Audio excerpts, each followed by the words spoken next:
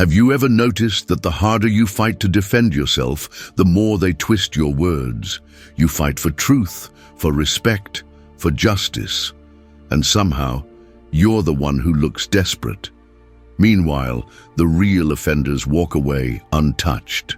But what if I told you that the moment you stop chasing, stop explaining, stop reacting, karma starts working for you?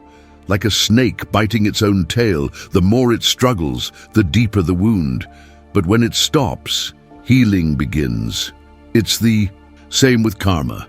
The lies they spread, the harm they cause, it all circles back to them.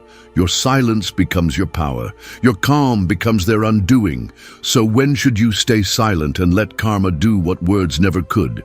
Stay close, because the last one will shift everything you thought you knew.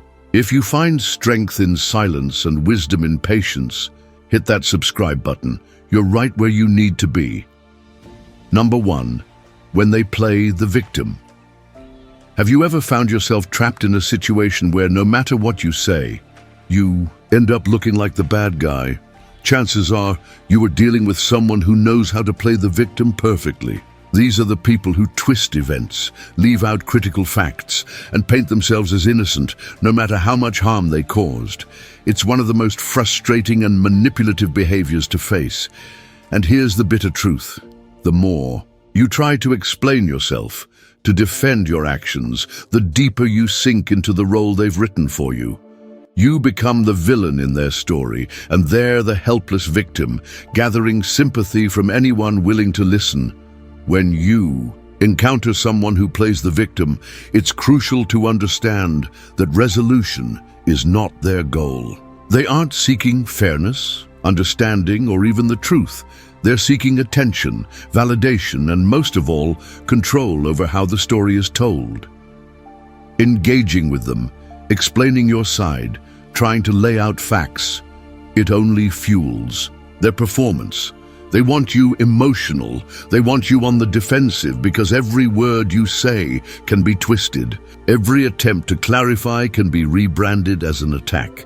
This is where Stoic philosophy becomes your weapon. Epictetus once said, "To complain is always non-productive and never appropriate." When someone is committed to playing the victim, you owe them no explanation. They're not looking for clarity. They're looking for an audience. Your silence denies them the stage. Your indifference strips away their power. Think about everyday life. Maybe at work, a colleague who constantly forgets their responsibilities somehow always manages to make it seem like they're being picked on unfairly. Or in your personal life, someone you care about twists every disagreement into a full-blown narrative of how they've been wronged, no matter how clear the facts are.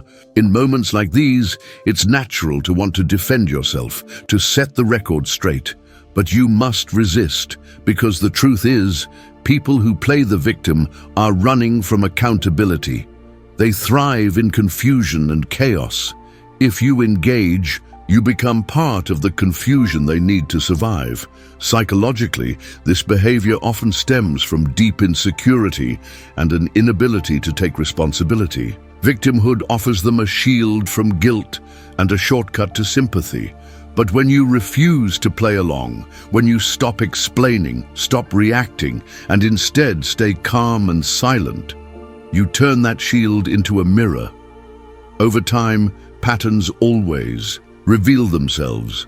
People notice when someone is always the victim, no matter the situation. Eventually, the sympathy they once gathered dries up, and the truth becomes impossible to ignore. So the next time you face someone twisting reality to suit their narrative, remember this: silence is not surrender. It is strategy. Let them spin their story. Let them perform for their audience. You stay centered. You stay strong. In the end, it's not your words that will clear your name, it's their actions that will reveal everything. Have you ever dealt with someone who played the victim no matter what? I'd love to hear your experience. Drop a comment below. And if this message resonates with you, make sure to subscribe. We're just getting started. Number 2, when someone lies about you. When someone lies about you, it can feel like a personal earthquake. shaking your sense of safety, your relationships, even your self-worth. Your first instinct is to defend yourself, to explain, to make sure everyone knows the truth. But here's the harsh reality. The more you fight back, the deeper you sink into their trap. Every reaction you give, every defense you make, becomes fuel for their fire. In fact, when you argue against a lie, you sometimes make people wonder if there's something to argue about at all. Even those who never doubted you might start asking silent questions. It's a sickening dynamic, and it's exactly what the liar wants. They're not interested in truth. They want control. They want your attention. They want your peace to crumble, so they can stand in the ruins pretending they were right all along. This is where Stoic philosophy saves you. Marcus Aurelius wrote, "If it is not right, do not do it. If it is not true, do not say it." It's simple but brutal advice. Don't let their lies drag you into becoming something you're not. Because the truth is, their lies don't define you, your reaction does. Think about it. I once knew a woman, let's call her Elena, who worked tirelessly in a non-profit organization. She poured her heart into it. But jealousy breeds lies, and soon a rumor started that she was mishandling funds.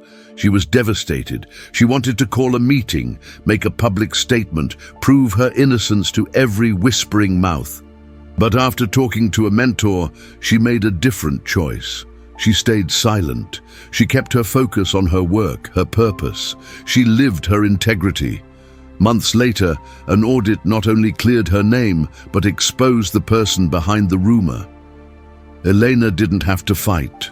Her character, her consistent truth, did the work for her. This is the power of Stoic thinking, choosing control over chaos. Stoicism teaches that we can't control what others say or think, but we can always control how we act.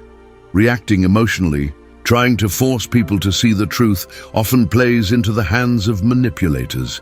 They want your public struggle. They want to make your reaction part of the spectacle. But when you choose calm over chaos, silence over shouting, you deny them that satisfaction. Psychologically, the liar operates on a need for significance. They lie to gain power, to stir emotions, to fracture your inner peace. By not reacting, you strip them of what they crave most, attention. You make their lies echo into emptiness. You force their true character to be exposed naturally, without you lifting a finger. Staying silent isn't about being weak. It's about playing the long game. Lies are quick and loud. Truth is slow, but undeniable. When you stop chasing the approval of others, when you refuse to explain yourself to people committed to misunderstanding you, you gain something they can never touch: dignity. The people worth keeping in your life will see through the lies in time, and the ones who don't, they were never truly with you to begin with. In a world driven by instant reactions and endless noise, real strength is silent. Real power is patience. Real wisdom is knowing when to let karma finish the story. You don't need to write yourself. Number 3, when someone betrays your trust. Betrayal cuts deeper than almost any wound. Whether it's a friend who suddenly turns on you, a partner who breaks their promises, or someone you trusted revealing their true colors, the pain hits a part of you that words barely reach. The natural impulse is confrontation. You want answers, apologies.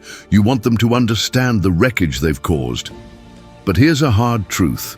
Words can't rebuild trust once it's shattered. A person who has betrayed you has already made peace with their actions in their own mind. They've justified it, excused it, maybe even blamed you for it. No amount of talking will rewrite the story they're telling themselves. If you try to reason with them, they'll twist your words. If you try to make them feel guilty, they'll flip the script and paint you as the villain. That's why, when someone betrays you, silence is the loudest response you can give. This is where Stoic philosophy offers a lifeline. Seneca said, "A gem cannot be polished without friction, nor a man perfected without trials." Betrayal, as brutal as it feels, is part of your sharpening. It forces you to toughen your boundaries, to see the truth of people you once idealized, to understand that not everyone deserves a seat at your table. The hurt isn't just pain. It's a lesson in self-respect, in resilience, and in letting go without looking back. I remember someone from my old neighborhood. Let's call him Daniel. Daniel had a childhood friend who was practically family. They built dreams together, started a small business side by side. Trust wasn't even a question. But when an opportunity came that could have benefited them both, that friend cut Daniel out, made backdoor deals, and left him to find out from someone else. Daniel's first reaction was pure rage. He wanted to storm into his friend's house, lay every betrayal bare. But he didn't. Instead, he packed up his dignity and walked away. No confrontation, no desperate explanations, just silence. Over time, the friend tried to creep back, offering excuses masked as apologies, but Daniel's silence said everything. That silence made it clear he valued himself more than the betrayal. Psychologically, people who betray often expect drama because drama helps them avoid responsibility. They want you emotional, irrational, because then you look unstable and they feel justified. Your silence denies them that shelter. It leaves them exposed to the consequences of their own actions. It makes them sit with the reality they tried to escape. And more importantly, it keeps you free from becoming entangled in their dysfunction. Stoicism teaches us that we don't control others' actions, only our own. By refusing to respond to betrayal with chaos, you choose growth over revenge, peace over bitterness. Your silence becomes a wall they can't climb, a mirror they can't escape. If you've ever faced betrayal, or you're dealing with it right now, I'd love to hear how you handled it. Or if you're struggling with the silence, drop a comment below. Your story might be exactly what someone else needs to hear today. And if this resonates with you, if you find strength in patience and clarity in Stoic wisdom, don't forget to subscribe. We're just getting started. Number 4, when someone insults you. Insults are a weapon as old as humanity itself. They come in many forms: a sharp comment, a smirk disguised as a joke, a passive-aggressive remark thrown casually into conversation. And every single one of them has the same goal: to provoke you, to bait you into giving up your peace. It's a brutal reality, but the moment you respond, whether by snapping back, defending yourself, or even just letting anger flash across your face, you've already given them what they wanted. You've handed them control of your emotions. Most people react without thinking. They argue, they defend, they explain, trying to prove they're above the insult. But in doing so, they validate the insulter's attack. They show that their sense of self is fragile enough to be shaken by a few careless words. This is exactly the trap. Insults don't actually reveal anything about you. They reveal the smallness, the insecurity, the bitterness of the person throwing them. But reacting to them, that's what gives them real power. This is where Stoic philosophy becomes not just an idea, but a weapon of its own. Marcus Aurelius once wrote, "The best revenge is not to be like your enemy."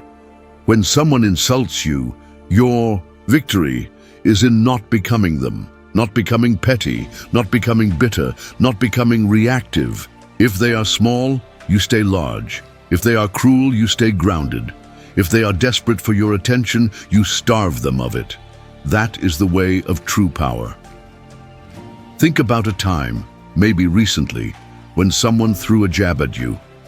Maybe it was a co-worker jealous of your success who made a sly comment in a meeting. Maybe it was a family member masking resentment behind a so-called joke at the dinner table. Maybe it was a stranger online hurling insults from the safety of a screen. In every one of those moments, you had a choice: to hand over your peace or to keep it, to show them they could shake you or to show them you were immovable. Psychologically, insulters are seeking validation. They want proof that they matter, that they have an effect, that they can shape your inner world. When you react, even in anger or defense, you send the message, you succeeded. But when you remain unmoved, when their words hit you like pebbles against a mountain, they are forced to face the truth. Their power was an illusion. Stoicism teaches that your worth is not up for debate. It is not in the hands of the petty, the cruel, or the jealous. It is rooted in your character, your integrity, and your control over yourself. By choosing silence over reaction, you show that your peace is yours alone, untouchable, unshakable.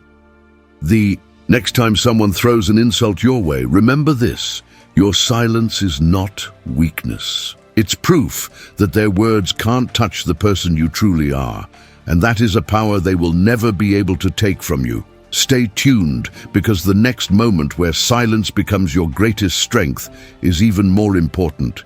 If you found these insights valuable, let me know by commenting yes below. Your thoughts matter, and I'd love to hear from you.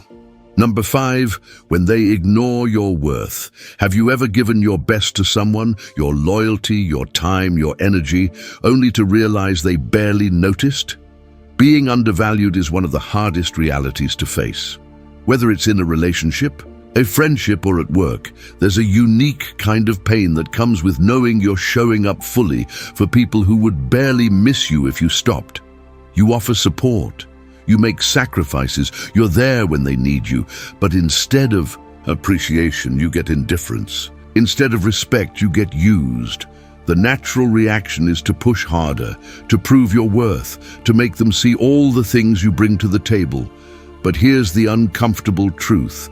Chasing validation only lowers your value.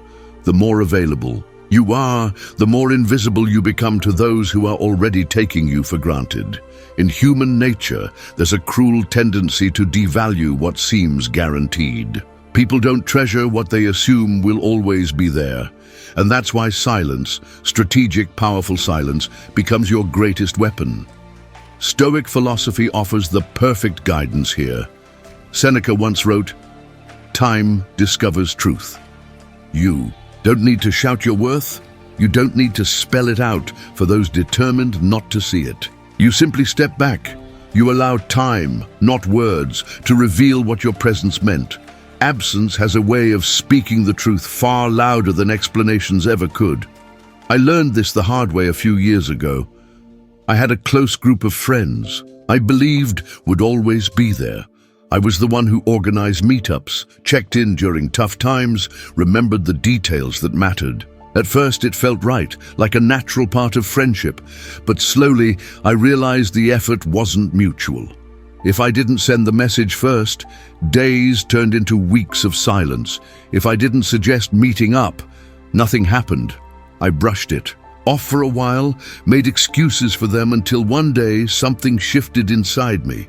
I realized I wasn't part of a friendship. I was maintaining a structure that would collapse the moment I let go. So, I stopped. No drama, no accusations, just silence. And what happened? The ones who truly valued me noticed. They reached out. They asked where I'd been. But many simply disappeared, proving exactly what I needed to see. It hurt deeply, but it also freed me. Psychologically, people often don't recognize value until it's no longer easy to access. Familiarity can breed not just comfort, but laziness. When you continue giving endlessly, you train others to expect it without effort. When you stop, you force reality to confront them. Those who matter will make the effort. Those who don't will fade. Choosing silence when you're undervalued isn't about anger or bitterness. It's about reclaiming your self-respect. It's about understanding that your worth doesn't decrease because someone refuses to see it. It remains intact, waiting for those who recognize it without you having to scream for their attention. Stay tuned, because next we'll dive into another moment where silence isn't just wise, it's survival. When someone tries to pull you into their chaos,